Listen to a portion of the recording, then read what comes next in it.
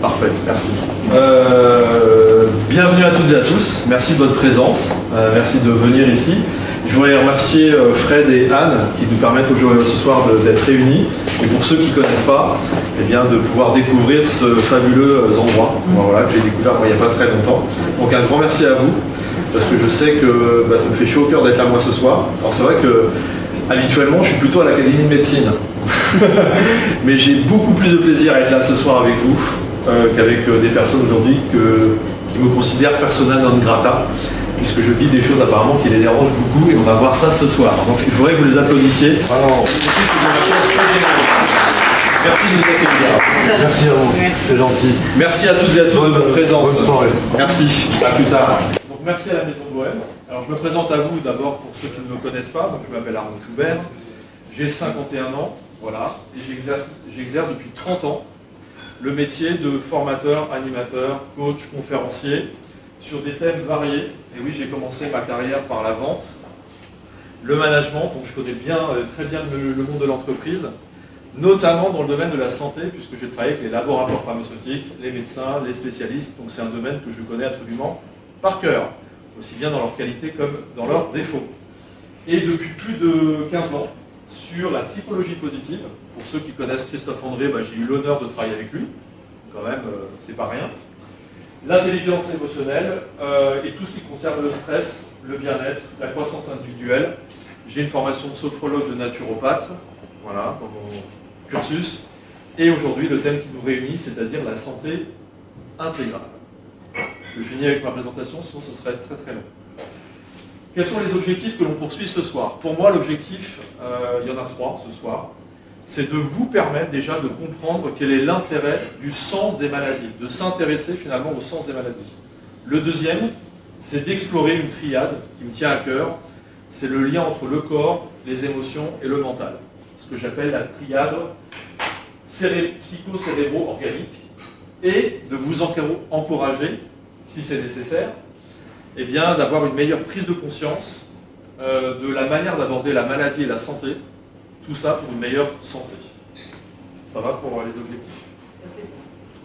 Et vous aurez en bonus 5 questions clés que je vais vous donner à la fin de cette conférence, que vous pourriez vous poser de manière à, je ne vais pas dire décoder, mais à mieux comprendre la maladie et peut-être vous poser des bonnes questions justement pour rester en santé. Tout d'abord, un petit focus sur les principales maladies en France. Je vous pose la question. Je vais vous solliciter de temps en temps dans cette conférence. Quelles sont selon vous les 4 principales maladies aujourd'hui en France? Vous avez une idée? Oui, on va appeler les maladies d'ordre de la santé mentale. Ensuite, et oui, les maladies cardiovasculaires. Greg, mon voisin, vient de me dire qu'il avait un de ses amis qui était décédé là, à 50 ans d'un arrêt cardiaque. Voilà, donc bienvenue au club. Ensuite, les cancers. Comment? Le cancer. Nous en prenons toute une. Ça commence par un D. Diabète. Voilà les 4 principales maladies en France aujourd'hui. Donc le cancer, j'ai travaillé avec la lutte contre le cancer des Hauts-de-Seine. Il faut savoir que c'est à peu près 1100 cancers par jour. Je ne sais pas si vous voyez les trucs quand même. Donc beaucoup plus que le Covid, mais on en parle très peu. Donc c'est 365 000 personnes qui ont le cancer par an. Les maladies cardiovasculaires, le diabète et la maladie mentale, qui est la 4e maladie derrière ces 3 principales maladies. En 2025, dixit la fondation Pierre de Nicker, la maladie mentale va devenir la 2e maladie derrière le cancer. Tout va bien. Vous avez vu, c'était la semaine, là, je ne sais pas si vous avez vu, de la santé mentale. Oui. Donc, on se préoccupe de la santé mentale, mais par contre, on ne met pas de moyens. Enfin, ça, c'est... Hein. Et en même temps... Ah non, j'avais dit que je ne ferais pas ça. Donc, c'est important, aujourd'hui, de se soucier de la maladie. Il faut savoir qu'il y a 28 millions de Français aujourd'hui sous prescription médicamenteuse. 15 millions de personnes ont une maladie chronique. Ça représente à peu près un actif sur 3. Donc c'est quand même dramatique. C'était un petit focus. Alors la recherche de sens. J'aimerais savoir parmi vous qui s'est déjà intéressé au sens de la maladie, peut-être a déjà été sensibilisé, s'est questionné sur ces sujets-là. Oui. Oui. Il y en a d'autres? Alors, pourquoi s'intéresser au sens du maladie et des maladies? Ben, souvent, ça vient d'abord d'expériences personnelles.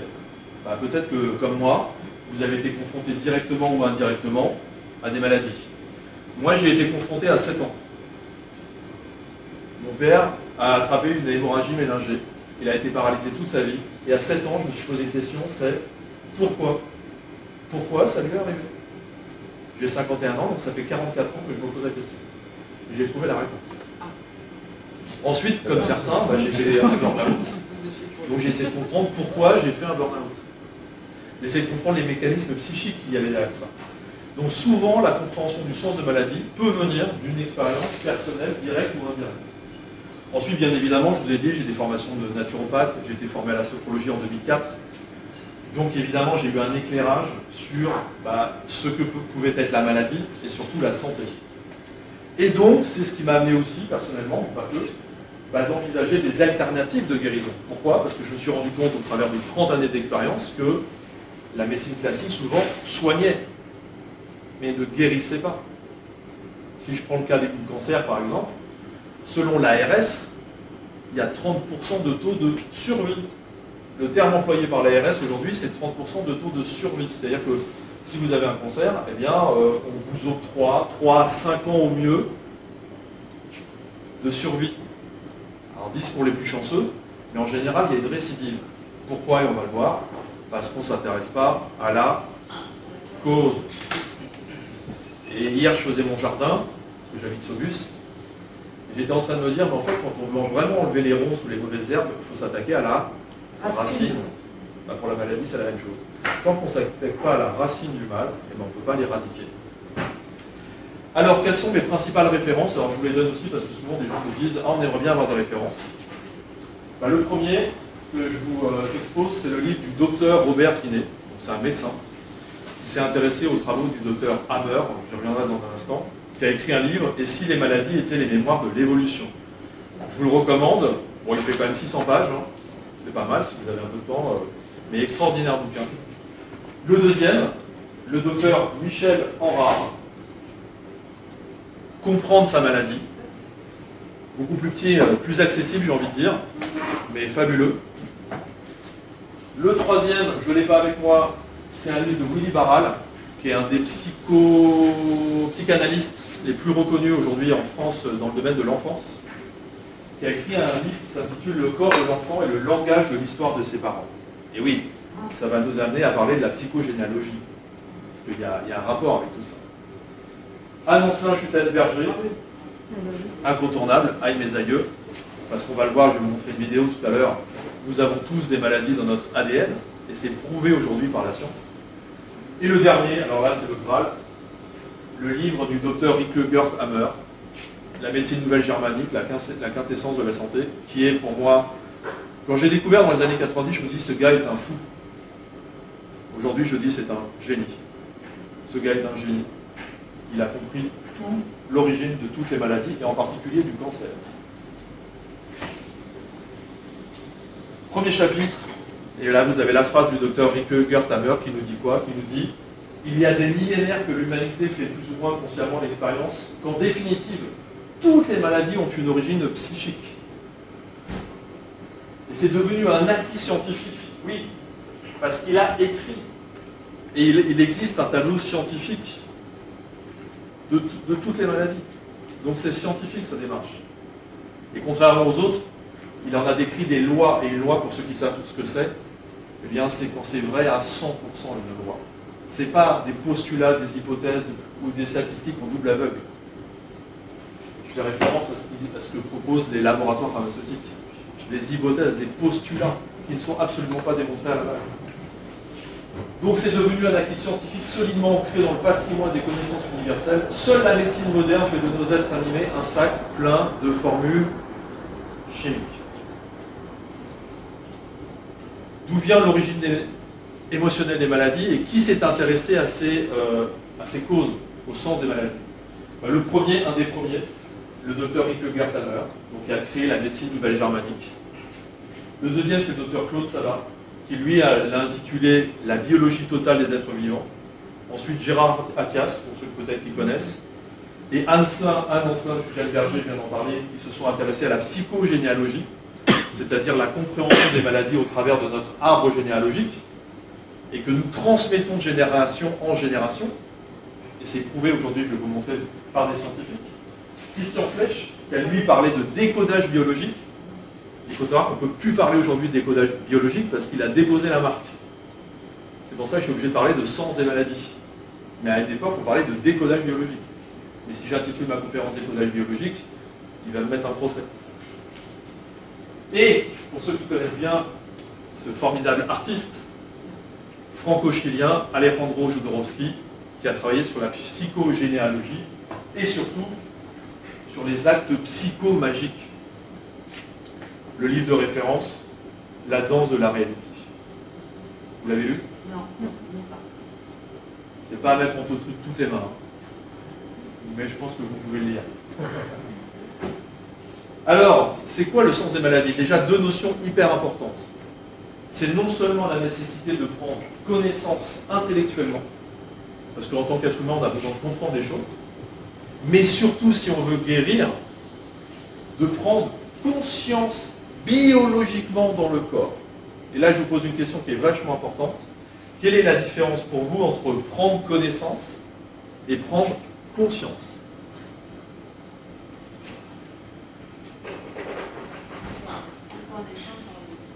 Oui. Ah. Est-ce que vous voulez que je vous prouve et je vous démontre ce qu'est la différence entre la prise de connaissance et la prise de conscience en 30 secondes? Ça vous intéresse? Oui. Imaginons. Non. Imaginons, je vous annonce, c'est la fin du monde dans 10 minutes. Dans 10 minutes, c'est la fin du monde. Qu'est-ce que vous faites? Je finis ma bière. Ça vient. Les autres? Elle mange le pâté. Elle mange le pâté. On attend? Ça, c'est prendre connaissance. Prendre conscience, c'est la fin du monde en 10 minutes. Voilà ce que je fais. Au revoir. Je m'en vais. Et je vais voir l'être qui me tient le plus à cœur dans ma vie, ma chienne. Voilà. C'est ça la différence entre prendre connaissance et prendre conscience. C'est prendre connaissance, en fait, on reste statique. Et on dit voilà ce que je ferai, mais on ne le fait pas.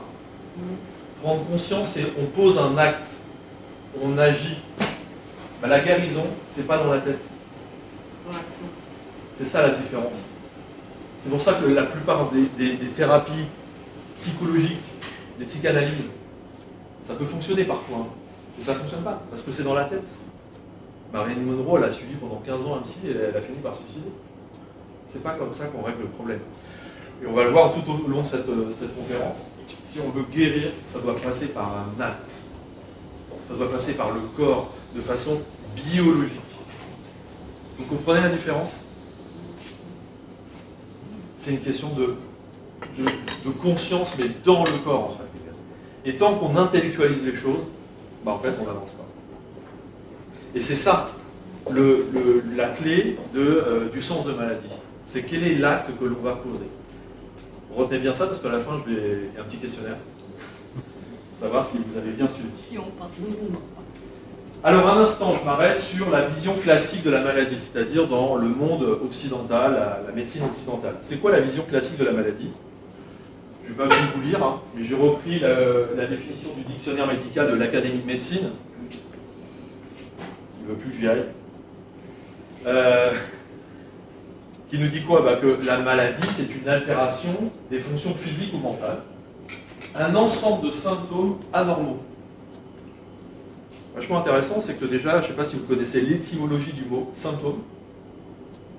Ça veut dire se rencontrer en latin.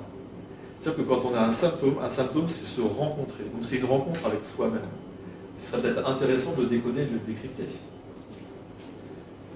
Et la maladie, c'est quoi? C'est l'établissement d'un diagnostic et d'un traitement approprié. Voilà ce que nous dit aujourd'hui la médecine classique. C'est-à-dire que la maladie, c'est des symptômes sur lesquels on va poser un diagnostic et on va mettre un traitement approprié. Alors ce que j'aime beaucoup dans la définition, c'est pas la mienne, hein, dans le respect de ses croyances et des valeurs du patient. Vous avez votre médecin qui vous a déjà questionné, vous, sur vos croyances et vos valeurs? Non. D'autant plus, allez, je le dis quand même, qu'il y a une étude qui a démontré qu'un médecin à l'hôpital vous coupe la parole au bout de 23 secondes. Bonjour le dialogue.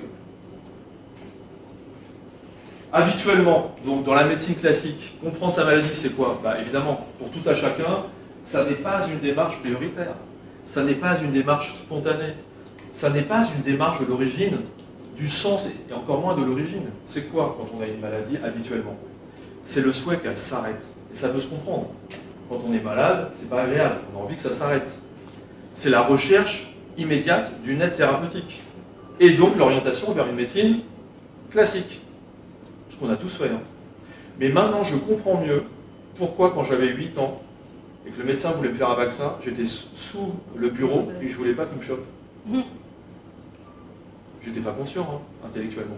Et je pense que le petit enfant, lui, il n'avait pas envie. Donc l'approche classique, c'est quoi? Des symptômes, un diagnostic, une prescription médicale. Voilà. J'ai résumé. Hein. Vrai ou faux?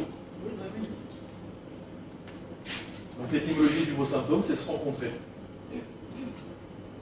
C'est dommage, parce que Samuel Hahnemann, pour ceux qui connaissent, le père de l'homéopathie, nous dit que les symptômes indiquent la direction à suivre pour aider le corps à se rééquilibrer. Alors, petite précision avant de poursuivre. Le sens des maladies consiste à guérir une maladie. Cela ne veut pas dire qu'on ne tombe jamais malade. Parce que la maladie, c'est un moyen de s'équilibrer. La maladie n'est pas une ennemie. Je tombe malade. Et la seule différence, c'est que je prends la maladie comme un moyen de me réguler. Mais par contre, ce n'est pas pour autant que je vais aller chercher une prescription. Alors le problème du diagnostic, symptômes, diagnostic, prescription.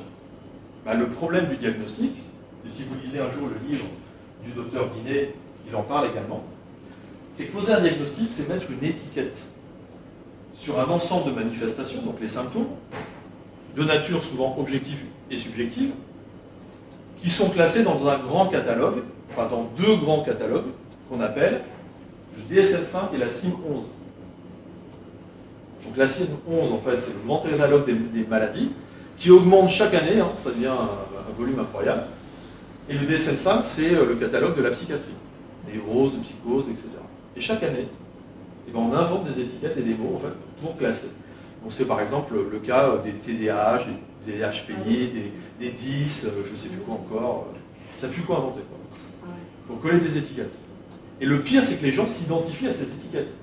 Les gens font des gens, ils disent, ah tu sais, je suis bipolaire. Ah bon. Vous voyez, je suis bipolaire. Ils s'identifient en plus à leur maladie. C'est terrible.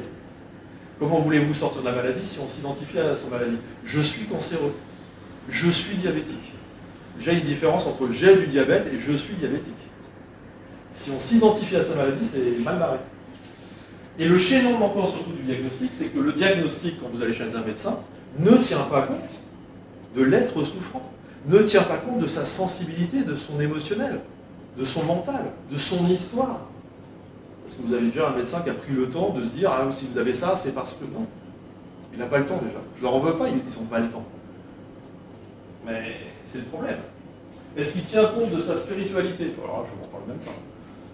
De ses croyances, de ses valeurs, puisque c'est la définition, hein, c'est pas la mienne. Hein. Non. Le problème du diagnostic, c'est qu'il y a une séparation entre les symptômes psychiques et physiques. Depuis le XVIe siècle, le monde médical a séparé le corps et l'esprit. Et c'est là toute l'hérésie finalement du monde médical. Comment on peut séparer le corps, les émotions mentales et l'esprit? C'est pas possible. Je dis souvent, c'est comme si le clignotant de votre voiture arrière, il ne fonctionne pas. Et je ne me préoccupe pas éventuellement du fusible qui est au tableau de bord. C'est complètement déconnant. Donc, qu'est-ce que la médecine classique a fait? Elle a créé le développement de spécialités séparées entre elles. C'est-à-dire que, au XVIe siècle, hein, les plus grands anatomistes, ils ont disséqué le corps. Et si on a un problème de cœur, on va voir un cardiologue. Si on a un problème digestif, on va voir un gastro-entérologue. Si on va avoir un problème ailleurs, enfin, vous voyez ce que je veux dire? Mais ils ne font pas le lien de cause à effet. Or, eh bien, tous ces médecins, le docteur Rieke Gerthamer, le docteur Binet et d'autres encore, hein, parce qu'il y en a quand même beaucoup ici qui sont intéressés à ça, ont démontré qu'une maladie, c'est un code génétique. Chaque maladie a un code, d'où le dictionnaire des codes biologiques des maladies. Ça, c'est mon livre de chevet. Par contre, toutes les maladies ont un code biologique. Et une croyance, je ne vais pas toutes les développer, mais notamment une, c'est est-ce que je crois que je peux guérir ou pas? Parce qu'il y a aussi ce qu'on appelle les bénéfices secondaires de personnes en fait, qui ne veulent pas guérir de la maladie. Pourquoi? Parce que ça leur apporte des bénéfices secondaires. Donc, les maladies, c'est très clairement aujourd'hui défini qu'elles ont un sens, avec une causalité multifactorielle qui provient soit de déterminisme génétique, biologique, environnemental, psychologique, et qui est donc, au-delà du diagnostic et des symptômes, un sens symbolique et psychologique, et donc répondent à des codes. Alors vous n'êtes pas obligé de me croire, parce que souvent des gens me disent, mais attends, là, tu me dis ça, mais tu as des preuves scientifiques? Tu as les sources? Ah oui, j'ai les sources. Et je vous montre ça. Je ne suis pas protégé. Mince, il faut que je fasse un vaccin.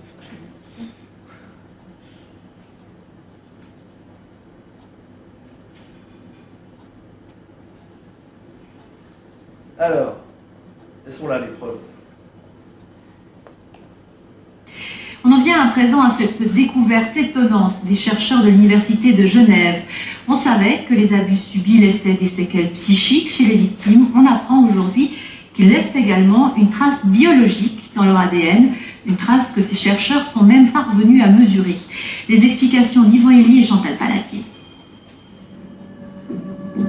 Maltraitance, viol, autant de traumatismes qui laissent des traces, et pas seulement psychiques. Certaines de ces victimes consultent en psychiatrie. Elles ont accepté de donner leur sang pour analyse. On est allé chercher s'il y avait en quelque sorte des cicatrices sur l'ADN des événements vécus par ces personnes, qui pouvaient être des abus, de la maltraitance ou des circonstances de vie assez difficiles plutôt dans l'enfance.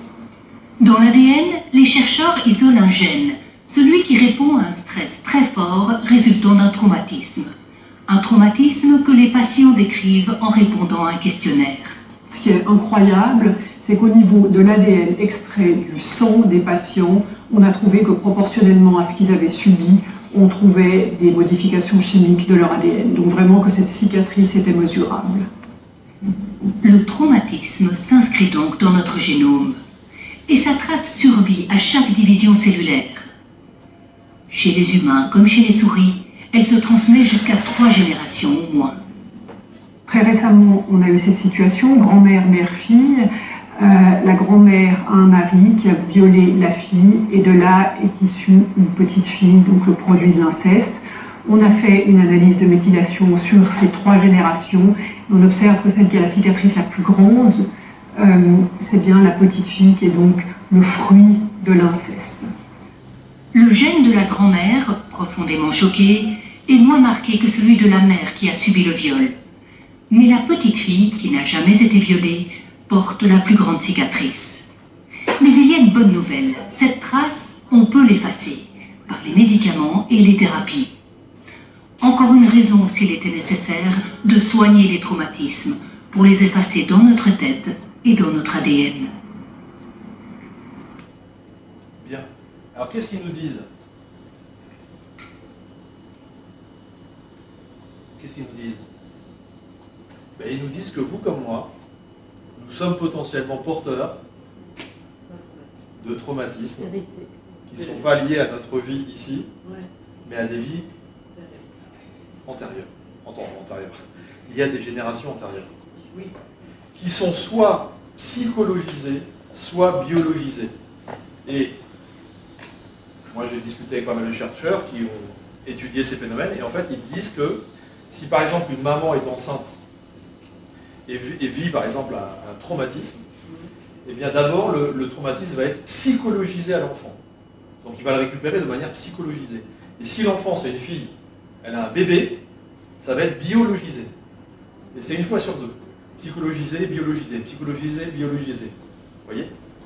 Et, aux dernières nouvelles, quand je me suis renseigné, ça peut remonter jusqu'à 7 générations.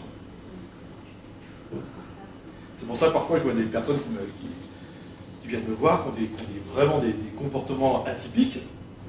Et évidemment, bah, c'est là où la psychogénéalogie nous aide, c'est d'essayer de voir dans l'arbre psychogénéalogique, est-ce qu'il n'y a pas des conflits programmants qui se déclenchent chez des personnes.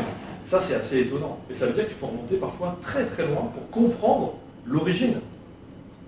Et d'ailleurs, je parlais de médecine classique tout à l'heure, vous savez que tous les médecins signent le serment d'Hippocrate. Et Hippocrate nous disait bien que pour soigner une maladie, ne recherchez pas seulement la cause, mais la cause de la cause.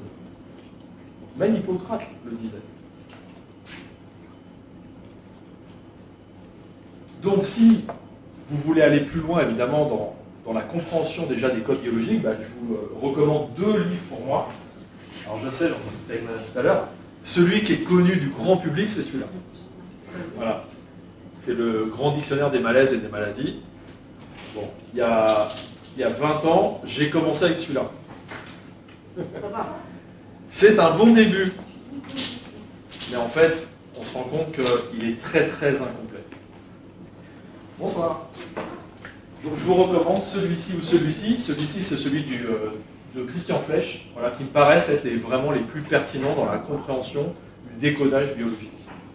Donc je vous disais à l'instant, pour moi, la grande erreur de la médecine classique, la médecine dite moderne, c'est vraiment cette séparation du corps et de l'esprit.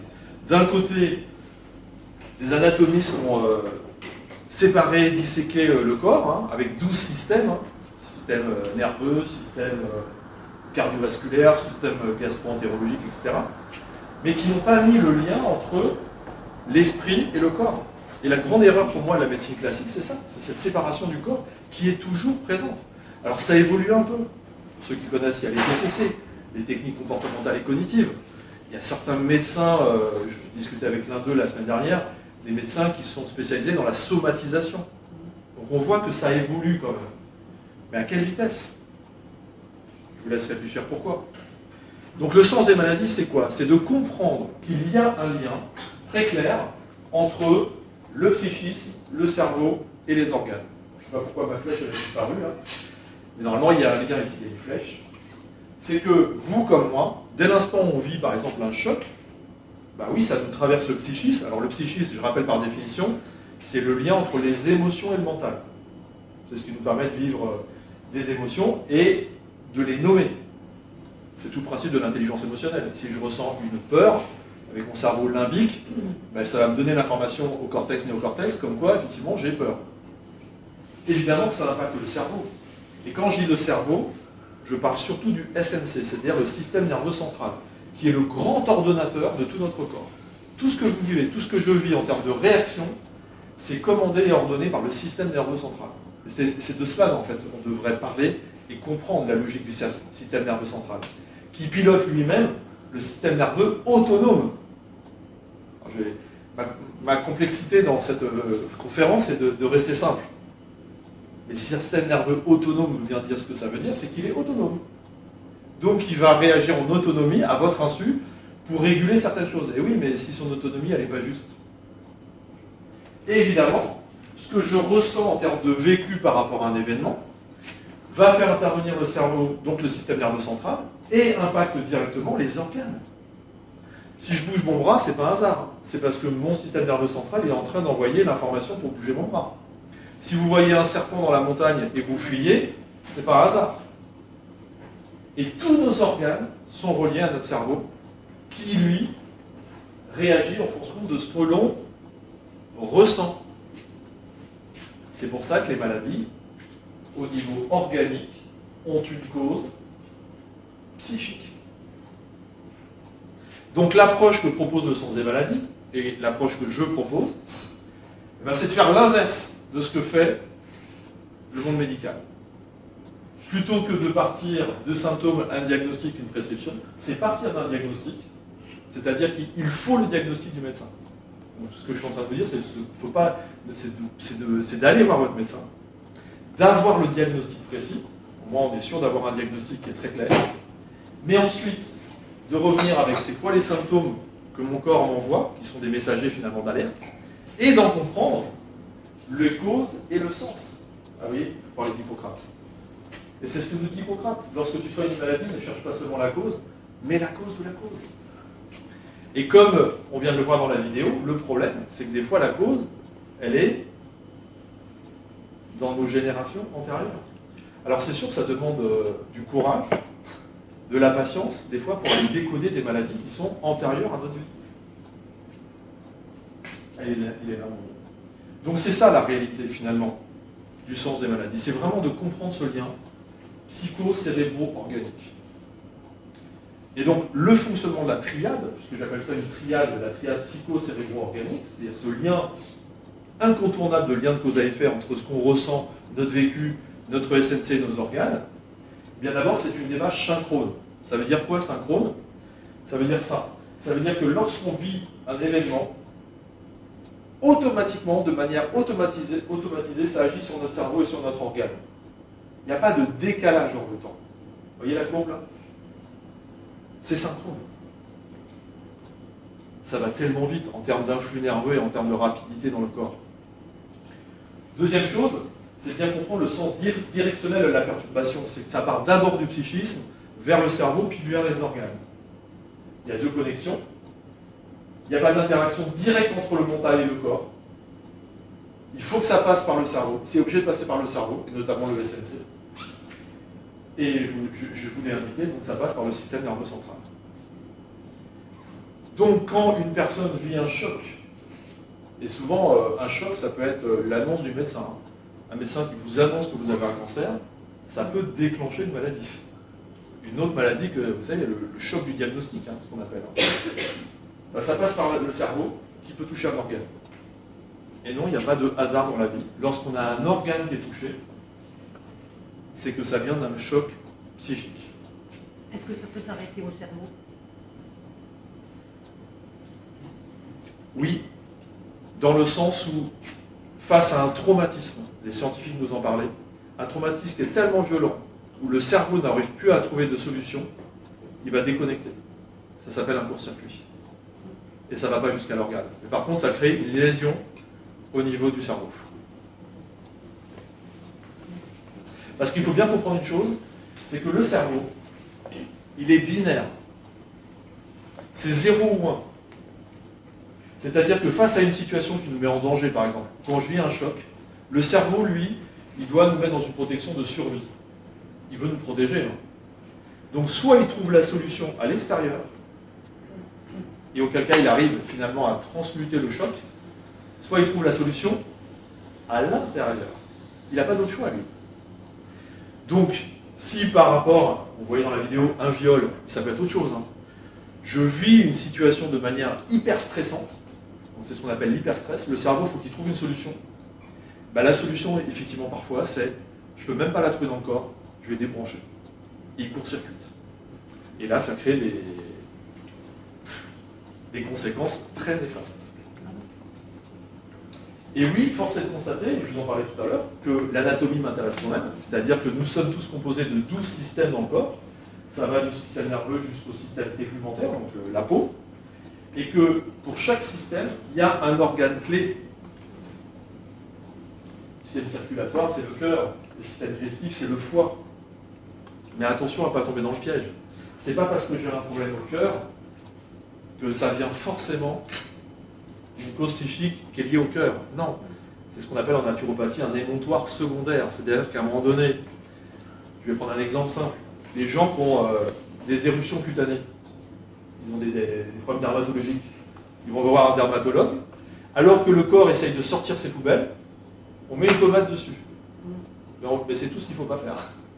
Parce qu'en fait, on empêche le corps de sortir ses poubelles. Donc le corps, lui, comme il ne peut pas réagir avec le système tegumentaire, ben, il va attaquer, j'en sais rien, le système excréteur, par exemple. Donc je vais avoir un problème au rein ou au foie. Et on dit, ah, mais le problème, il est au foie. Mais non, il n'est pas au foie. Il est encore bien en amont. C'est ce qu'on appelle un émontoire secondaire. Donc il ne faut pas foncer non plus tête baissée quand on a un problème, essayer de voir s'il n'y a pas un problème sous-jacent ailleurs. Alors des cas concrets, parce que là pour l'instant c'est théorique, mais j'espère qu'au moins vous comprenez cette notion de lien de cause à effet entre le psychisme, le cerveau et les organes.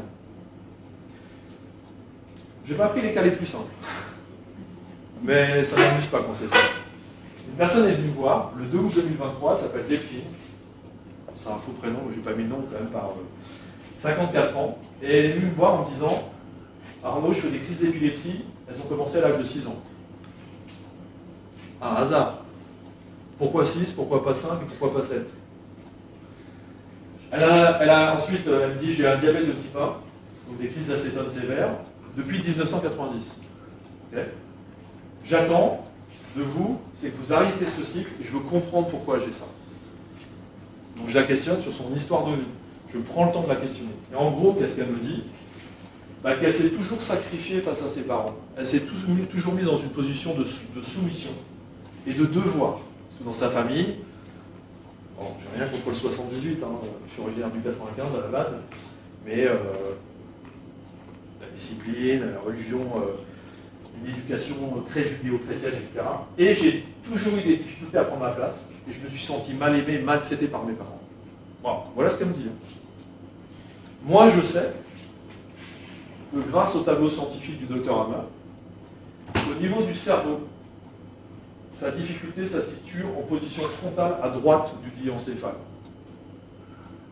Et que ça va toucher le pancréas avec une absence de sécrétion d'insuline par le pancréas. Donc du coup, qu'est-ce que ça déclenche? Un diabète. Un diabète. Elle a un diabète de type 1. Mais parce que l'origine de ça, c'est ça. Donc, grâce à ça, parce que j'ai pas tout dans la tête, celui qui a tout dans la tête, il n'est pas l'aise. Eh bien, je sais que l'épilepsie, c'est un conflit, ce qu'on appelle d'impossibilité, d'impuissance motrice, d'empêchement et de libération. Grâce à ce livre, je sais que le diabète, c'est un conflit de résistance et de répugnance. Donc, qu'est-ce que je fais avec elle? Eh bien, pendant plusieurs mois, je travaille sur le positionnement, c'est-à-dire son positionnement adulte-adulte. Et ça, c'est rempli dans nos sociétés. En 20 ans de formation d'entreprise, quand je faisais faire les tests d'affirmation de soi, entre la passivité, c'est-à-dire la soumission, l'agressivité, la manipulation, qui sont des comportements refuges, et l'assertivité, ce qu'on appelle l'affirmation, à 80% des cas, les gens sont dans la soumission. Donc, elle est en soumission par rapport à ses parents. Et donc, je travaille avec elle sur l'affirmation de soi et la capacité, on l'a vu tout à l'heure, à poser des actes. À un moment donné, à leur dire « stop, ça suffit ». Mais face à son père, qui est le Dieu vivant dans la famille et qui lui impose une dictature terrible, elle ne peut pas faire ça.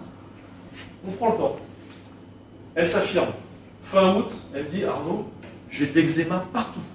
Ça explose, sous les aisselles, au ventre et au niveau de la pompe à insuline. Énorme. » Elle est en panique. Je lui dis « pas de panique. Je sais ce qui est en train de se passer. » Dans la maladie, il faut savoir qu'il y a deux phases. Il y a une phase qu'on appelle la sympathicotonie, une phase qu'on appelle la vagotonie. Et bien là, elle est en phase de vagotonie, c'est-à-dire de réparation. Et la réparation d'une maladie peut passer par une autre maladie. C'est le cas du cancer.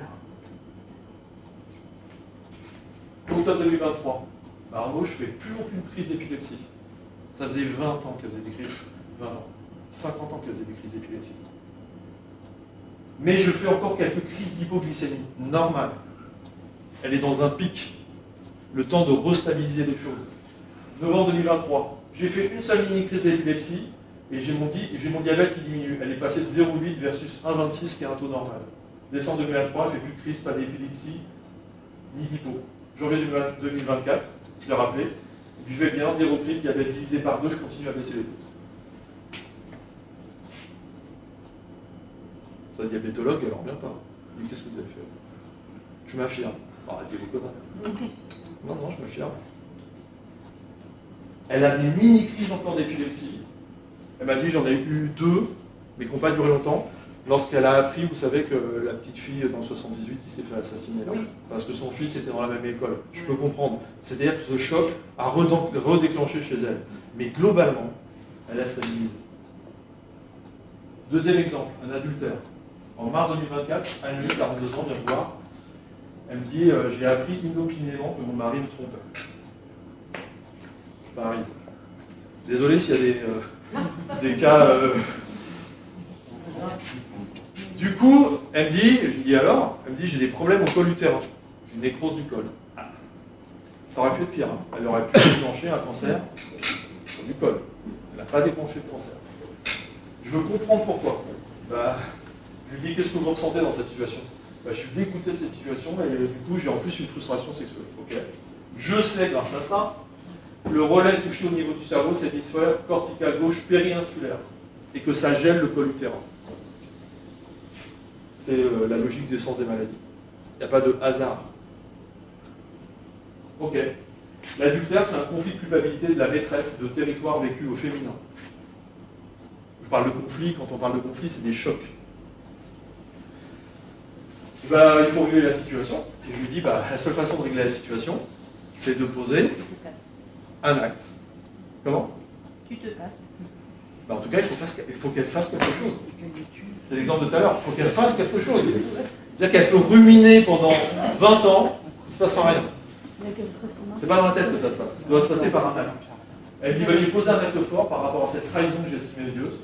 Je lui en ai enfin parlé, j'ai eu très peur. Bah oui, c'est parce que ça te fait flipper. Hein. Quand vous êtes en posture de soumission, il faut s'affirmer. C'est comme ça. Elle l'a mis dans le jardin. Hein? Elle a enterré son mari dans le jardin. Non. L'histoire est belle. Elle est repartie avec. Je lui ai dit ce que je voulais lui dire depuis, j'ai découvert cela. Qu'est-ce qu'elle a eu? Vagotonie. Écoulement vaginal inhabituel avec un léger saignement. Juin 2023, plus rien. Le sang serein, tout va mieux. Elle a posé un acte. Du courage. Je dis souvent dans la vie, ce qui manque, c'est les 3 C. Le cerveau, le cœur et les tripes. Le dernier, parce que je pourrais vous en parler, les gars. Le syndrome de Ménière, vous savez ce que c'est? Oui. Et la surdité. Septembre 2024, je vous ai pris un exemple récent, il n'est pas encore résolu celui-là. Mais moi j'attends la suite, je vous raconterai peut-être l'histoire un jour. Céline, 46 ans, qui vient me voir, elle me dit j'ai la maladie de Ménière. Ah bon? Oui, c'est une surdité apoplectiforme depuis octobre 2009. Ça a commencé à se déclencher en 2009. Associé à une surdité de perception fluctuante depuis mars 2010. Je dis qu'est-ce que vous attendez? Je veux comprendre pourquoi et est-ce qu'il est possible selon vous d'inverser la maladie? Là, je me dis c'est chaud là quand même. Une personne qui a atteint d'une surdité, là, on va voir. Je te pose la question, mais qu'est-ce qui vous est arrivé en octobre 2009? En résumé, ce qu'elle me dit, mes oreilles ont été des poubelles où trop de gens ont déversé leur détritus. Un jour, je pense qu'elles se sont fermées comme une huître. C'est elle qui me dit ça. Bah, franchement, il n'y a pas besoin d'être médecin pour comprendre ce qui se passe. Hein. Celui qui a à peu près un cerveau et qui est câblé, il comprend. Elle a reçu des poubelles toute sa vie. Et elle écoutait. Elle n'osait pas dire « Vous m'emmerdez, foutez-moi la paix ». Et elle me dit « Mes oreilles sont fermées comme une huître ». Ça touche au nerf statut acoustique, c'est le 8e nerf crânien. Et évidemment, elle est atteinte de la cochlée ou des voies nerveuses post-cochléaires. Donc, le syndrome de Ménière, est-ce qu'il y en a parmi vous qui connaissent la langue des oiseaux? Oui? Alors, Ménière. Déjà, t'expliquer ce qu'est la langue des oiseaux? Le courage, c'est le cœur agi, par exemple. En fait, c'est dans chaque mot, il y a une définition. Mal à dire, mal à dire. D'accord? Ménière. Enlevez le point de l'exclamation. Meunier. Ah, meunier. Eh oui. Elle s'est niée pendant des années. Donc elle déclenche le syndrome de Ménière. C'est ça la langue des oiseaux. Si vous décodez tous les mots, dans le mot il y a un son, c'est ce qu'on appelle la langue des oiseaux, et c'est un décodage qui est naturel. C'est pas si compliqué que ça une fois qu'on a compris le truc. Malgré tout, le syndrome de Ménière, c'est un conflit de position dans la vie. Qu'est-ce que je ne supporte pas d'entendre? Bah, elle ne supportait pas d'entendre des trucs dégueulasses qu'on lui disait. C'était à vomir ce qu'on lui disait. Le conflit de surdité de perception fluctuante, c'est une dévalorisation pour quelque chose que je ne veux pas entendre ou ce que j'entends, je ne veux pas l'entendre. Et ben, j'ai commencé à travailler sur la dévotion, parce qu'elle me dit, moi vous savez, je suis dévoué aux autres. Je donne tout. Bah, c'est le problème. C'est-à-dire qu'il n'y a pas d'équilibre.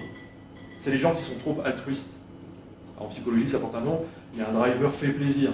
Vous savez, à force de dire à un bébé, allez, prends une cuillère pour faire plaisir à tonton, prends une cuillère pour faire plaisir à grand-père, prends une cuillère pour... Bah, on fait plaisir à qui dans la vie? Aux autres, mais on s'oublie. Terrible.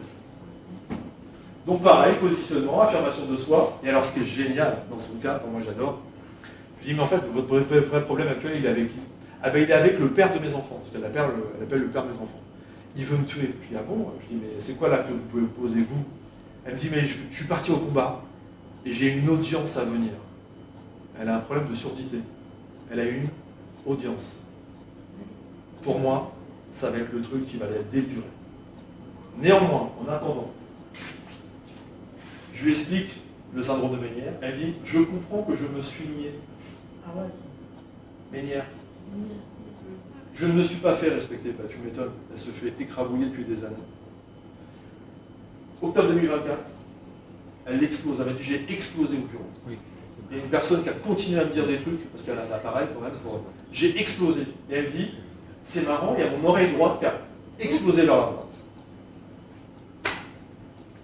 Poser un acte, s'affirmer, et tout d'un coup, le cerveau, il a compris ça, et le corps, il a réagi, et elle m'a dit comme ça, je l'avais en visio, elle m'a dit, ça a fait ça. Je dis, bah, c'est une super bonne nouvelle.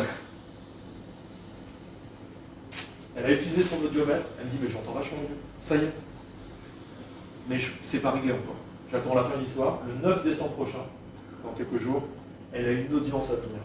Pour moi, c'est ça qui peut la guérir, parce que une chose dont il faut être sûr, il n'y a pas de guérisseur. Je ne suis pas un guérisseur. Les seules personnes qui se soignent, qui se guérissent, c'est la personne. Tous ceux qui vous disent je suis guérisseur, non. Il n'y a pas de guérisseur, il n'existe pas. La seule personne qui se guérit, c'est nous-mêmes. Nous, on est juste des accompagnants, on essaie de faire comprendre. Mais la personne qui va se guérir, c'est elle qui va poser un acte. Il n'y a que ça qui peut fonctionner. En tout cas, c'est mon point de vue. Donc le schéma récapitulatif de la triade, bah, c'est ça qui est aussi vachement intéressant dans vos vies, actuelles et à venir, c'est que face à un événement, quel qu'il soit, une information, en ce moment il y a des bonnes nouvelles, vous avez vu? Une information, un voisin, je ne sais pas moi, un chien qui vous attaque, ça va atteindre mon psychisme. Si je gère bien la situation, c'est-à-dire le moment de l'hyperstress, eh bien je n'irai pas à l'atteinte du cerveau et des organes. Tout se passe là. C'est dans notre capacité à un moment donné à faire face à un événement qui est douloureux et qui nous impacte. Mais comme la plupart des temps, les gens sont soit dans l'agressivité, soit dans la manipulation ou la passivité, et souvent dans la soumission, mais ils disent rien. Malheureusement, tout ce qui ne s'exprime pas s'imprime. Tout ce qui ne s'exprime pas s'imprime dans le corps. Et bim, ça touche un organe. Tout se joue là. C'est comment je vais vivre au niveau psychique, parce que je vais vivre et ce que je vais ressentir. Sauf que, je vois en formation depuis 20 ans, on n'arrête pas de dire aux gens, il faut gérer vos émotions. C'est terrible. Ce mot est terrible. Comme s'il fallait, vous savez, les repousser, il faut les gérer. Non, moi je leur dis, il faut vivre ces émotions. Et peu importe, à la limite, ça me fait penser, est-ce que vous savez que les animaux sauvages ne sont jamais malades? Allez, je vais dire quasiment jamais malades. Pourquoi? Ils sont dans l'instinct. Ils sont dans l'instinct. Allez emmerder un ours. Mais même, hein, votre chien, vous le taquinez un peu plus, qu'est-ce qu'il fait? Enfin, il fait quelque chose, il réagit. Non, nous, on nous met une claque, il faut tendre la deuxième joue. Hallucinant. Non, moi je peux vous dire, on met une claque, je ne tends pas la deuxième joue. Parce qu'on a fait croire aux gens depuis des années que la CNV, la communication non violente, la méditation, je l'ai pratiquée pendant 10 ans. Mais tout ça, ça laisse les gens dans leur passivité, dans leur soumission. Alors qu'au contraire, il faudra se révolter, des fois on met une bonne. Et c'est ce qui fait qu'à un moment donné, ça les impacte. Excusez-moi, hein, je suis cash, hein. Mais c'est ce que je constate depuis 30 ans. Soumission. Si on arrive à surmonter le choc, c'est-à-dire l'événement qui est difficile, eh ben, il n'y a pas de zone au niveau du cerveau. Et il ne se déconnecte pas pour notre survie. C'est-à-dire qu'il arrive à gérer de manière autonome l'hyperstress grâce au système sympathique et parasympathique. Je l'aurais dit. Parce qu'on a deux autres systèmes nerveux. Et c'est tout ce joue-là. Mais si on ne le gère pas, si on garde les choses, combien de gens, vous avez dû en entendre parler, combien de gens des fois me disent « Ah, je prends sur moi ». Surtout pas. Mais si, je le prends sur moi. Je dis rien. Ah ouais. Et c'est qui va morfler? C'est ton corps. Et donc ce qui est important, dans le sens des maladies, parce que ça aussi c'est une erreur de beaucoup, c'est tiens, il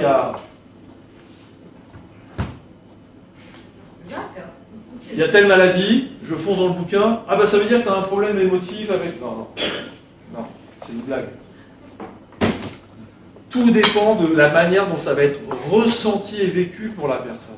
C'est-à-dire qu'un même événement, il peut y avoir un ressenti différent. Je vais prendre un exemple simple. Vous vous promenez dans la forêt, il y a un serpent. Ouais, ça me rappelle une histoire. J'étais avec ma copine, je vois un serpent, moi ce que je fais, c'est que je prends mon téléphone, je prends une photo. Elle me dit, t'es malade? Bah non, j'ai pas peur. Bah, elle a juste envie de... Vous voyez, on ne vit pas tous les situations de la même façon. Donc ce qui va compter dans le sens des maladies, c'est comment la personne elle a vécu la situation. C'est pour ça qu'il faut s'intéresser à son histoire. Donc il n'y a pas de formule miracle. Des fois il y a des gens qui m'appellent et me disent voilà, j'ai ça.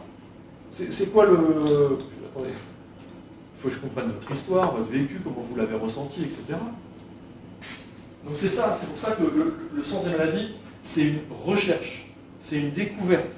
Alors évidemment, il faut du courage. Alors c'est tellement plus simple de prendre un médicament. Mais ça ne guérit pas toujours.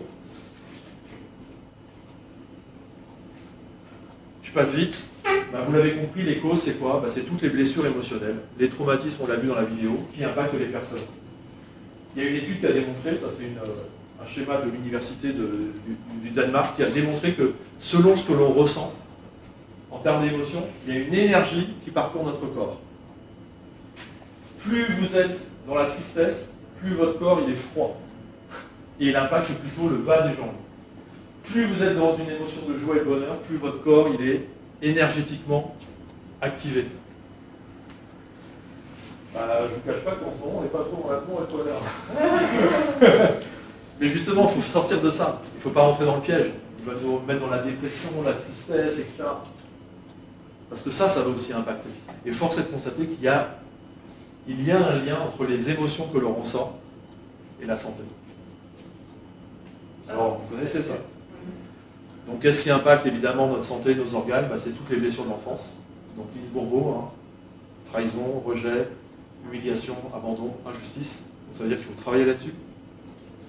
Il y en a même qui ont été jusqu'à faire, j'avais vu ça sur Internet, c'est pas ma spécialité, mais selon le problème que vous pouvez avoir sur une vertèbre de la colonne vertébrale, associé à un certain nombre d'émotions. Mais j'y crois. Ben oui, parce qu'une émotion impacte pas n'importe quel organe et pas n'importe quel endroit du corps. Ce qui est important aussi, on l'a dit tout à l'heure, une maladie c'est un code plus une croyance. Donc il faut faire attention à nos croyances. On a tous des croyances, positives ou négatives. Sauf que nos croyances filtrent notre perception. Vous savez, les gens qui se lèvent le matin en disant « Je pense qu'aujourd'hui je vais avoir une sale journée ». C'est con. C'est con de te dire ça. Parce que tu es en train de te canaliser. Pensée négative, émotion désagréable. Alors ils me disent, tu sais quoi, je pense qu'aujourd'hui je vais avoir une sale journée.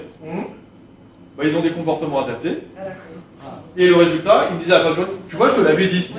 Ouais, tu m'étonnes. Donc faites gaffe.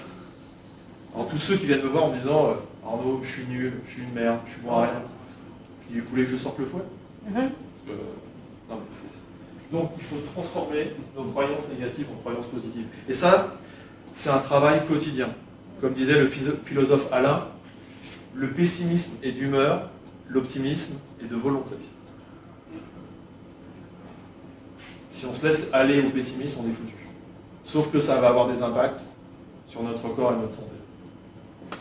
Un autre truc dont on parle moins, en tout cas ceux peut-être qui sont en entreprise ont peut-être vu ça, c'est ce qu'on appelle nos drivers. Je vous en parlais à l'instant. On a tous eu une éducation. Alice Miller parle de domestication, de pédagogie noire pour certains. On leur dit, en tant qu'enfant, si tu veux être aimé, il faut être parfait. Donc ils développent un excès de perfection. Sauf que la perfection, c'est pas bon pour la santé. Fais plaisir à tonton, à grand-mère, machin. Donc je fais plaisir aux autres, je m'occupe pas de mes besoins, je tombe malade. Fais des efforts, c'est dans la vie, pour y arriver, il faut travailler dur. Très dur. Moi j'ai lu un bouquin un jour, il est très dangereux. L'art de ne pas travailler. Et en plus, quand j'ai découvert que l'étymologie du mot travail, c'était trépalium, ça voulait dire instrument de torture, j'ai arrêté le travail. Chacun de voir. Vous saviez ça? Au temps des cathédrales, là on vient de reconstruire Notre-Dame, les gens ils œuvraient, ils faisaient des œuvres d'art. Au Moyen-Âge, les gens ils avaient un métier, on était bûcheron, on était menuisier. Au temps des esclaves égyptiens, le mot travail est apparu. Le travail, c'est trépalium, instrument de torture. Dans les années 80, je ne sais pas si vous avez fait gaffe, quand l'informatique est arrivée, il y avait un ordinateur central et des ordinateurs périphériques. Vous vous rappelez comment on appelait ça? Le maître-esclave. Méditons là-dessus. Mais ceux qui veulent aller au travail, je vais laisser au travail, hein. Ils se torturent. Sois fort. Mon garçon, pour être un homme, il ne faut pas pleurer. Donc, on se coupe de ses émotions, et après on tombe malade. Puisque tout ce qui ne s'exprime pas s'imprime. Dépêche-toi. Allez, vite, vite, vite. Fais tes affaires, fais ton cartable, fais tout ce que tu veux. Et c'est des gens qui confondent vitesse et précipitation, et finissent par avoir de l'hyperstress et ils tombent malades. Donc ça aussi, il faut le détecter, ce qui est en rouge. Il y en a certainement qui se reconnaissent là. Je suis honnête, hein. Moi j'avais soit parfait et soit fort, ben, ça m'a amené au burn-out. Hein. J'y suis passé aussi. La première chose néfaste dans la santé, c'est l'hyperstress. Alors c'est pas le stress, comme dirait le docteur Soliman Sabat, le stress c'est la vie. Parce que si vous n'êtes pas stressé, vous êtes mort. Ce qui est gênant, c'est pas le stress, c'est l'hyperstress. Mais qu'est-ce qui génère du stress dans nos sociétés? Eh bien, c'est le masque que l'on met, alors pas celui du Covid, hein. Le masque que l'on met tous les matins en allant au travail, etc. C'est-à-dire de vouloir paraître, de vouloir donner une image. Et ça, c'est terrible. Ce qu'on appelle la personnalité. Certains parlent de développement personnel. Je suis absolument contre le développement personnel. Vous savez pourquoi? Parce que le développement personnel, c'est le développement de la persona. Et le persona, c'est le masque social que l'on met dans nos sociétés à cause de ces drivers. Ils n'ont pas compris que ce qu'on doit développer, c'est la croissance individuelle liée à notre identité, pas à notre personnalité. Donc le développement personnel, c'est un piège. L'hyperstress, 3 risques majeurs, on en parlait tout à l'heure, maladie, santé mentale, dépression, maladie cardiovasculaire. Donc il faut savoir gérer les phases d'hyperstress pour ne pas tomber malade. Henri Laborit, vous connaissez? Je vous invite à revoir le film Mon oncle d'Amérique. C'est génial. Il fait des expériences avec des rats, justement sur la notion de fuite, d'agressivité, de passivité, etc. Qu'est-ce qu'il nous dit, Henri Laborit, qui est quand même un médecin chirurgien neurobiologiste, que face à l'hyperstress, on a 3 réactions possibles. La fuite, la paralysie ou la lutte. Pour les animaux.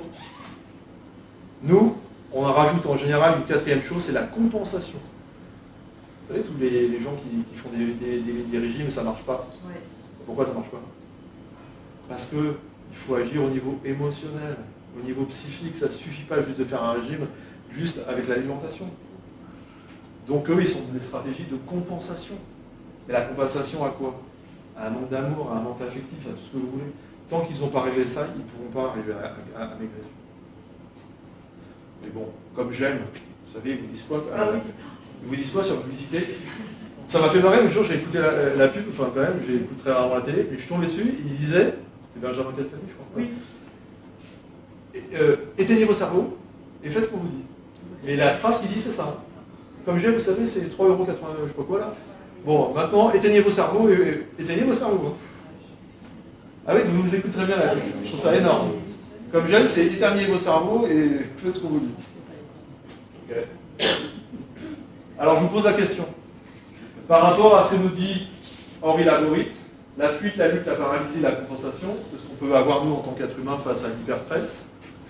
Qu'est-ce qui, selon vous, du coup, peut nous rendre malades dans la vie, voire nous tuer? Oui. Pire. Oui. Quoi d'autre? Oui. C'est ça le pire de tout. Ce qui rend malade les gens, c'est la paralysie. C'est ce que moi j'appelle l'inhibition de l'action. Ce qui rend les gens malades, c'est l'inhibition de l'action. C'est-à-dire qu'ils sont confrontés à une situation et ils n'ont pas la possibilité de résoudre ou d'agir. Rappelez-vous, cette femme, je vous ai monté en cas concret, elle est en ce qu'on appelle en patte hormonale face à ses parents. Vous avez déjà joué au jeu d'échecs? Les jeux d'échecs, vous savez, il y a échec et mat, ou il y a patte. Le patte hormonal, c'est une sécrétion hyper importante au niveau des reins qui fige les gens. Ils ne sont plus en capacité, mais c'est hormonal, de se confronter à la personne.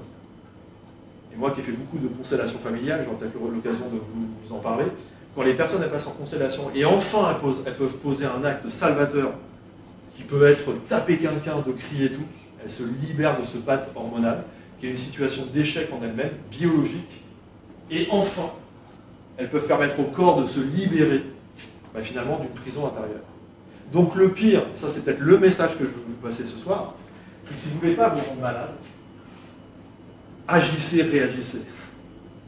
Mais surtout, ne faites pas rien. C'est le pire.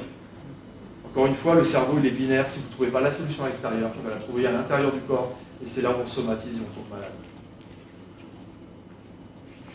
Donc, moi ce que je vous propose, c'est une approche préventive, au travers de ce que nous dit soit la langue des oiseaux, je vous en ai parlé à l'instant. La maladie, c'est un mal à dire. C'est parce qu'on n'ose pas exprimer quelque chose. Carl Gustav Jung, que j'adore, il nous dit « La maladie, c'est l'effort que fait la nature pour se guérir ». Alors ça, c'est puissant comme phrase.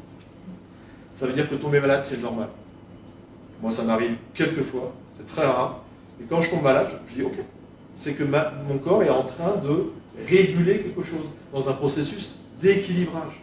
Et je ne fonce pas chez le médecin. Je n'ai pas vu de médecin depuis plus de 10 ans. Et le docteur Rico Gertaber nous dit que les maladies sont l'expression d'autant de programmes spéciaux de survie prévus par la nature. C'est-à-dire que la maladie, ce n'est pas quelque chose à combattre. Comme le système immunitaire. Les virus, les bactéries, les champignons, c'est des vilains petits agresseurs qu'il faut combattre. Pas du tout. C'est tout l'inverse. Je vous sollicite. Nous avons en France un patrimoine exceptionnel d'expressions populaires qui nous disent déjà pourquoi on va tomber malade. Exemple, et après je vous laisse m'en dire. Par exemple, quelqu'un dit « Oh, j'en ai plein le dos ». Il a mal où? Au dos. Ça me gonfle. Ça va toucher quoi? Ça me gonfle. Le système digestif. Je vous écoute. Hein? Je suis sur les rotules. Je suis sur les rotules. Ah oui. Ah. Et alors, t'as mal où? Au genou. Genou. Oui, un problème de genou aussi. C'est peut-être un peu trop Jacques Martel, ça. Pour moi. Ensuite. Alors, vaut mieux en avoir plein le dos que plein le... Voilà. Parce que vous risquez de choper des... Et bon, Pour ça, je dis attention à ce que vous dites. Hypopolaire. Bravo. Ça va toucher l'organe respiratoire. Je suis resté sans voix. Tu m'étonnes. Et alors? Je suis affolé. Ah, c'est marrant, ça touche l'organe respiratoire. Non, c'est une petite blague, on se connaît. Je me sens ulcéré, fais gaffe. Tu vas choper? Je me fais de la bile. Ah, dommage. Il y en a qui ont tout compris. Tu as un problème de bile, on t'enlève la vésicule biliaire. Oh, ça sert à rien.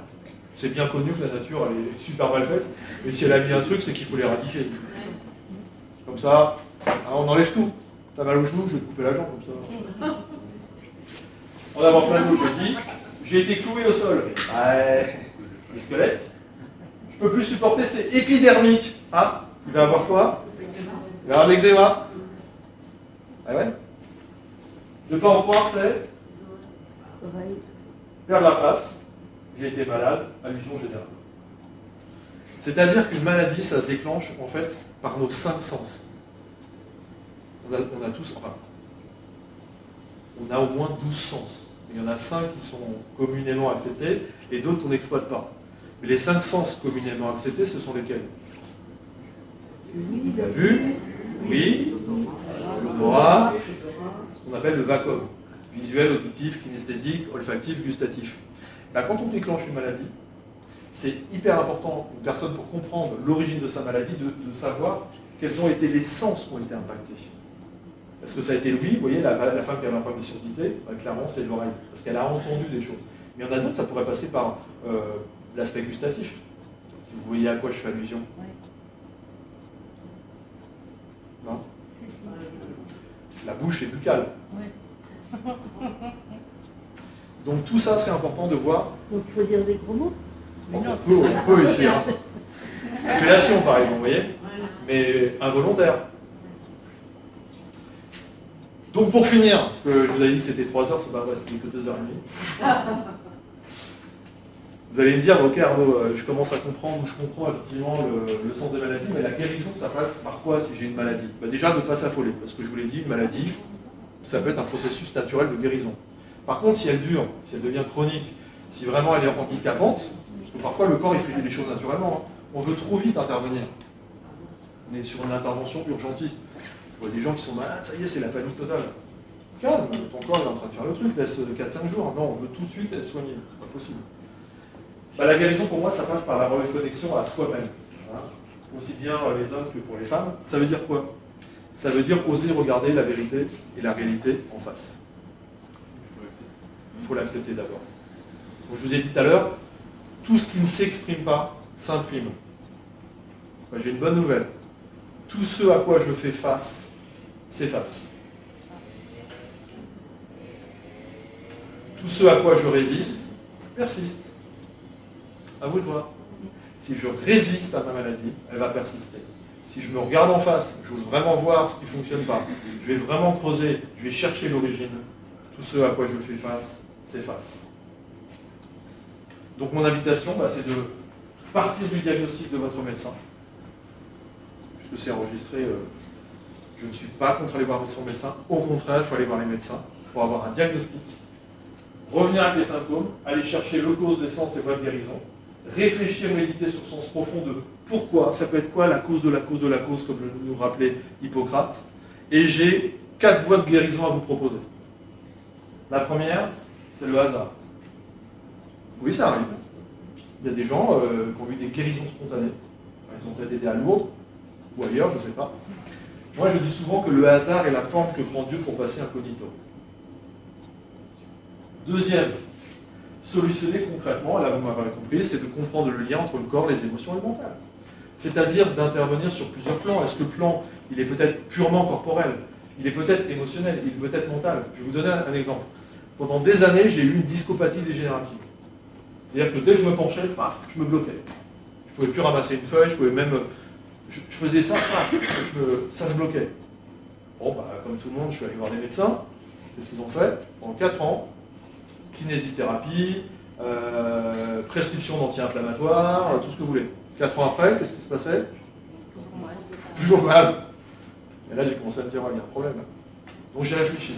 C'est quoi la cause? Là, c'était pas somatique. Alors, il y a peut-être une cause somatique, mais la cause physique réelle, c'était que le disque, parce que la discopathie dégénérative, c'est des disques, il s'était tellement usé qu'il était trop... Donc la solution qu'eux ils proposent, c'est des infiltrations corticoïdes. Sauf que le problème, c'est que ça marche pas en 6 mois. Ça assèche le disque, et après c'est fini. Deuxième solution, j'ai regardé dans un bouquin, c'était pas celui-là, un autre, et il mettait perfusion sous-cutanée d'eau de Quinton.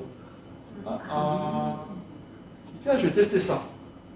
Alors c'est pas marrant, mais pendant 5 mois, j'ai fait des perfusions sous-cutanées d'eau de Quinton par une infirmière qui a accepté de le faire, parce qu'il n'y a aucun médecin ne vous le prescrira. Ça m'a fait mal pendant 5 mois, et depuis, plus rien. Mais en fait, quand on réfléchit, c'est simple. Un disque, c'est comme une éponge. Votre éponge de vaisselle, vous mettez de l'eau, elle gonfle. Et le disque, il a gonflé, tout simplement. Ici, j'ai mon voisin, il a ça. Je me suis démené pour essayer de trouver un médecin et une infirmière pour lui faire des perfusions. On n'a aucun qui a accepté. Alors, il faut trouver, voilà. Donc, mon propos est de dire aussi, attention, parfois un problème physique, c'est vraiment physique. Il faut trouver des solutions physiques, mais pas toujours dans des voies classiques. Après, troisième solution, c'est transmuter, ça c'est pour moi c'est hyper important, nos mémoires somato-émotionnelles et nos traumatismes. Vous l'avez vu, hein, ça peut aller jusqu'à 7 générations. Transmuter, c'est peut-être un mot qui peut vous paraître un peu curieux. Ça vient de l'alchimie. Vous savez, les alchimistes, ils transmutaient le plomb en or. Je suis formé au processus alchimique. Et on a besoin pour les émotions humaines parfois de les fluidifier et de les transmuter. Ça veut dire quoi? Ça veut dire accepter, comme tu le disais, de plonger dans nos ombres.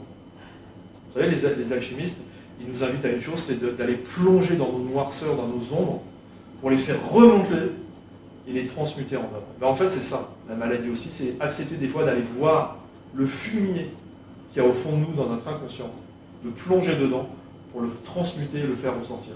Alors ça, c'est sûr, ça ne se fait pas en 10 secondes. Ça ne se fait pas avec un stressable ou que sais-je encore. Non, il faut avoir le courage d'aller voir ces ombres, et une fois qu'elles sont transmutées, ben on a transmuté le plomb en or. Et on peut guérir spirituellement au sens large du terme, je ne parle pas de religion ici, je parle tout simplement de se reconnecter au murmure de son âme. Beaucoup de gens aujourd'hui sont malades parce qu'ils sont coupés d'eux-mêmes, ils sont coupés de leur âme. Vous l'appelez comme vous voulez, état de conscience, ce que vous voulez, parce qu'il y a des animistes. Mais juste d'écouter ce que nous dit notre âme et vers quelle direction il faut prendre, en fait, tout simplement. Et pour faire ça, il faut s'isoler, il faut faire des retraites, il faut se couper du bruit extérieur qui est hallucinant. Mais ça marche aussi. Voilà, vous l'avez compris, pour moi les piliers de la santé intégrale, c'est quoi? Ben, c'est la prise en compte du corps, des émotions et du mental, donc il y a plein de choses à réaliser là-dessus.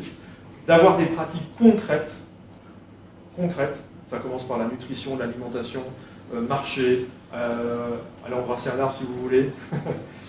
Ça passe aussi par des relations sociales, comme on le fait ce soir, de réinscrire, de sortir, de voir des gens, de bouger, de s'amuser, de rire tout simplement. Nous on va au rugby demain. Et il rigolait parce que, enfin, je raconte un peu ma vie, mais c'est comme ça, hein. J'ai plus de suite moi. Mais au rugby j'adore parce que c'est un moment en fait, on peut gueuler. Et on peut. Moi je suis un fou au rugby quoi. Ouais, en fait qu'est-ce que ça fait du bien quoi. Ouais, c'est se reconnecter aussi avec notre côté animal. Animal. Et c'est ça qu'on restreint dans notre société, on ne veut plus s'accorder le côté animal. Aussi ça fait du bien de dire connard. Sur les réseaux sociaux, on me dit oh, des fois t'es un peu cash sur la forme. Et alors, je suis pas malade au bon moment. Donc, vous l'avez compris, le problème de la maladie, c'est le déni. Et la maladie se bâtit par l'illusion de croire que c'est en donnant notre pouvoir personnel à un médecin ou à une personne extérieure qu'on va guérir. Non. Encore une fois, je ne dis pas que ça ne marche pas. Il y a des situations, notamment la médecine d'urgence, elle est incontournable. Je veux dire, demain, si j'ai une fracture ouverte, je suis très content d'aller aux urgences et qu'ils me soignent. Je ne parle pas de cette médecine-là. Je parle de la médecine prescriptive, moi. Je suis absolument pour la médecine d'urgence et toutes les nouvelles technologies. La médecine prescriptive, vécue dans un faux self. Le faux self, je vous disais, c'est la personnalité qu'on a construite autour de nos croyances, nos drivers. Alors qu'en fait, il faut se désencombrer de nos croyances, de notre éducation toxique, qui a été une pédagogie noire, une domestication pour certains. Un déni actif mène au cancer, c'est pas moi, c'est le docteur Hammer qui dit ça. Un déni passif mène aux maladies auto-immunes. La maladie survient pour lui redonner un sens. Et notre vie aujourd'hui, elle manque de sens. Ben, la maladie, quelque part, c'est une possibilité de redonner du sens à sa vie. Une reconnaissance, on l'a vu tout à l'heure, et une conscience. Pourquoi s'y intéresser? Ça permet de mieux nous comprendre. Moi, j'avoue que je dis, grâce à mon burn-out, j'ai appris à tout déconstruire. Je me suis aperçu finalement j'étais mal câblé, quoi. Soit fort, soit parfait, soit ceci. C'est fatigant en fait. C'est fatigant. Ben, c'est ça qui rend malade. Rien n'est du hasard, mais après on n'est pas obligé de me croire. Ça a un sens, une signification, et c'est ce qui permet de sortir de la douleur, qui est un leurre en fait. Chaque patient porte en lui son propre médecin, je vous l'ai dit. Vous êtes, je suis le propre guérisseur de ma maladie, vous êtes les guérisseurs de vos maladies. Il n'y a personne d'extérieur qui permettra de vous soigner. Personne ne peut vous accompagner dans ce processus de guérison. Mais moi, je suis pour l'autonomie. Si vous commencez à délivrer, à donner votre pouvoir personnel à quelqu'un, ça veut dire que vous êtes sous la dépendance. Faites gaffe, à mon avis, c'est une secte. Sauf qu'il faut explorer 3 plans de réalité. le physique, le psychique, le mental, les émotions et l'aspect spirituel.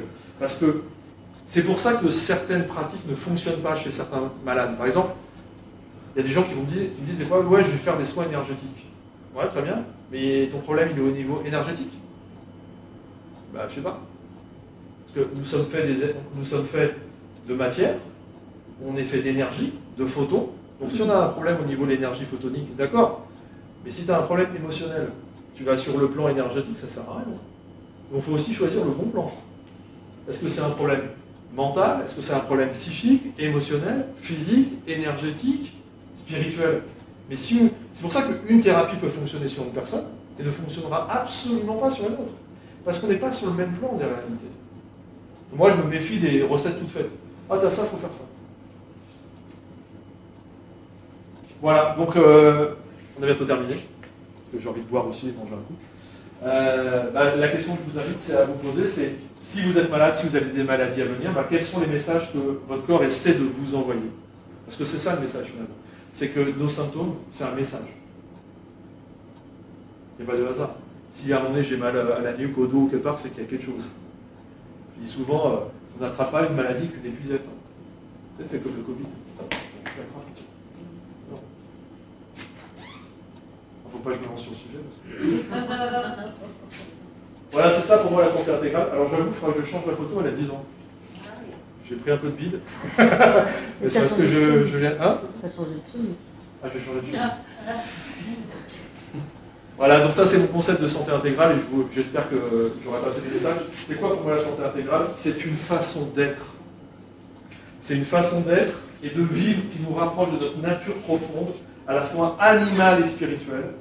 Et cette démarche nous aide à nous déprogrammer de tous nos héritages. Donc c'est une déprogrammation culturelle, éducative, religieuse, scientifique, rationaliste, moraux et émotionnels. C'est un dépouillement. Et ceux qui sont intéressés à des traditions, moi je suis passé dans la tradition bouddhiste à une époque, où j'en suis sorti, ils parlent d'un travail de dévoilement. Entre notre être essentiel qui est pur, il est fait de plein de voiles, vous savez, qui nous encombrent l'esprit. Notre travail qu'on a à faire, c'est à nous dévoiler de tout ce qui nous encombre finalement, aussi bien physique, émotionnel que spirituel. Et pour nous, nous avons 10 commandements de responsabilité si on veut reprendre sa santé en main. Un, c'est de changer de regard sur la maladie, comme quoi c'est pas grave en soi. Même un cancer. Et là, j'assume ce que je dis, même un cancer.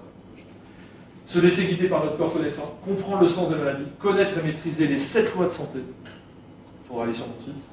Connaître les principes de la médecine nouvelle, gérer les phases hyperstress, transmuter les mémoires somato-émotionnelles, gérer la phase de rééquilibrage, trouver des solutions concrètes et gérer l'entourage. Parce que l'entourage va vouloir vous préserver dans ce que vous êtes. Et mon invitation, c'est de passer de patient à action. Parce qu'un patient, c'est quelqu'un qui a redonné son pouvoir à quelqu'un qui est extérieur. Un action, c'est quelqu'un qui a pris sa santé en main, qui se responsabilise, qui se questionne qui questionne la personne qui est en face de lui, et qui se questionne sur l'origine de ses maladies. Et donc mon invitation, c'est de quitter les autoroutes des maladies de masse. 15 millions de maladies chroniques quand même. Qu'on ne soigne pas, enfin, qu'on préserve. Et d'emprunter les sentiers de la guérison. Parce que oui, c'est un chemin dans la forêt, à essayer de découvrir, tiens, quelle est l'origine de ma maladie. Et donc, avant de vous donner, ce sera la fin, les 5 questions clés, je vous pose d'abord une question fondamentale, parce que j'espère qu'au moins j'aurai passé ce message-là. Quel est selon vous le pire ennemi de l'équilibre et de la santé?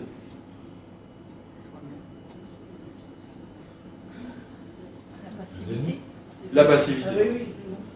L'inhibition de l'action, s'interdire de faire ou de dire tout ce qu'on essaye de faire. De nous interdire de dire et de faire. Les 5 questions clés, ce sera le bonus et ce sera la fin. Si vous êtes malade, je vous invite à vous poser cette question, c'est quel événement vous a rendu malade?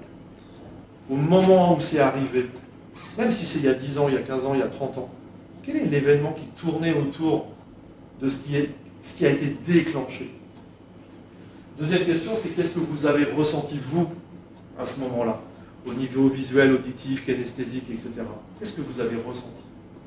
Qui a généré ce ressenti? Attention, pas qui, la personne extérieure, le masque social en vous, la personnalité qui vous habitait.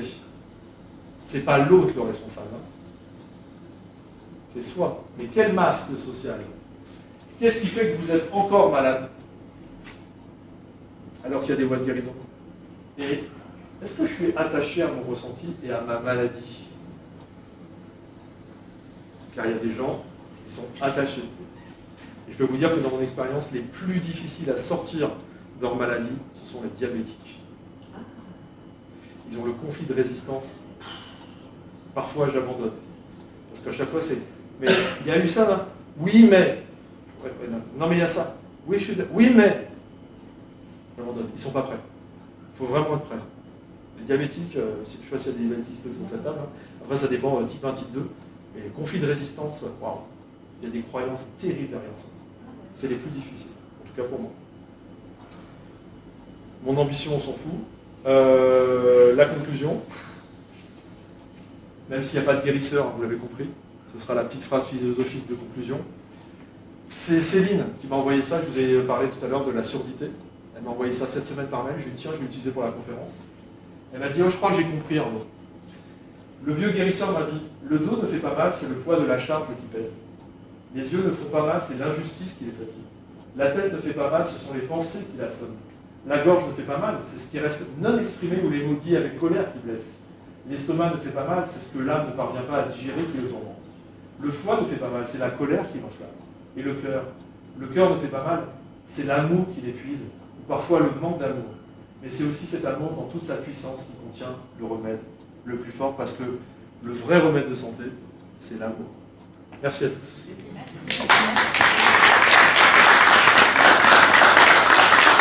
S'il y a des questions, évidemment, je suis ouvert aux questions. Mais je ne ferai pas de décodage personnel.